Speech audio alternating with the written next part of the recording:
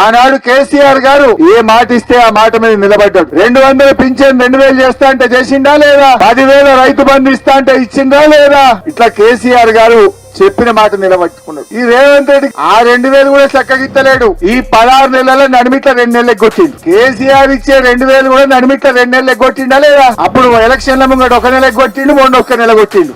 అంటే నీకు 4000 పింఛన్ ఇయ్యలే గాని 4000 రూపాయలు మాత్రమే ఎగ్గొట్టిండు రేవంత్ రెడ్డి. ముసలోళ్ళ పైసలు తిన్నాడు. ముసలోళ్ళ పైసలు తింటాడు ఎవడన్నా? భర్తజని పైన పైసలు తింటాడు ఎవడన్నా? ఈ రేవంత్ రెడ్డికి ఆ వికలాంగుల పైసలు తింటాడు ఎక్కడన్నా? ఇవాళ నువ్వు 4000 ఇస్తా అని చెప్పి 4000 చెప్పపోతే కానీ 2 నెలల పింఛన్ ఎగ్గొట్టి ముసలోళ్ళ 4000 తిన్నాడు రేవంత్ రెడ్డి. మీరు ఇంటికి పోయి ఇంకా పాస్బుక్ చూసుకోండి. రేవంత్ రెడ్డి గవర్నమెంట్ వచ్చి 16 నెలలు అయింది. మీకు ఎన్ని పింఛన్లు పడ్డాయో లెక్క తీస్తే 14 ఉంటాయి. 2 పింఛన్లు పోయినాయి నడిమిట్లా. 2 పింఛన్లు ఎగ్గొట్టిండు. చెప్పింది 4000, ఎగ్గొట్టింది 4000. ఇవాళ ఏదో పాలేందో నీళ్ళేందో జర కరెక్ట్ చూసుకోండి.